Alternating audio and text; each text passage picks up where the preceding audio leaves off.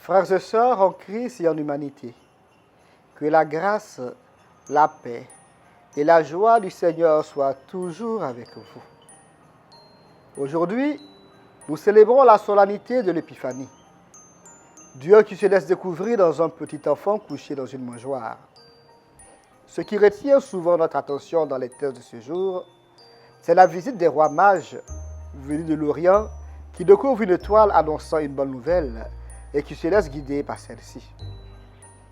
Comme le dit l'auteur de la lettre aux Hébreux, dans le passé, à bien de reprises et par bien de manières, Dieu a parlé. Ne voyons donc pas de l'astrologie dans la quête des mages. De toute façon, pour finir, ils ont eu recours à Hérode, qui lui aussi a dû interroger les docteurs de la loi afin de scruter les Saintes Écritures. Mais celles-ci se sont trouvées incomplètes, car n'ayant pas déterminé avec précision l'endroit où devait naître le roi des Juifs, qui était tant attendu.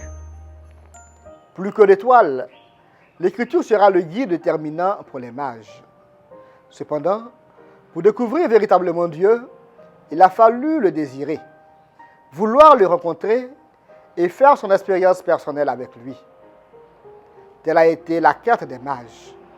En effet, tandis que les mages cherchaient l'enfant Dieu pour l'adorer, Hérode, lui, le recherchait et avait mis en place un plan homicide en vue de conserver son pouvoir. Celui-ci ayant échoué, il n'a pas hésité à tuer une multitude d'enfants dans l'espoir de tuer le bon. Pendant que les mages sont heureux d'apprendre la naissance du Messie, Hérode, lui, est tout bouleversé et tout Jérusalem avec lui. Tandis que les rois mages, qui ont aussi un pouvoir et dirigent aussi des peuples, s'inclinent par humilité devant l'enfant couché dans la crèche, Hérode, par orgueil, décide de tout faire pour conserver son pouvoir et son trône. Les mages viennent adorer celui qui est couché dans la crèche, mais qui règne déjà sur la terre et le ciel. Ayant retrouvé l'enfant Dieu et l'ayant reconnu, ils vont lui offrir chacun un présent. L'or, symbole de sa royauté. L'encens, symbole de sa divinité. La myrrhe, symbole de la vie et de l'éternité.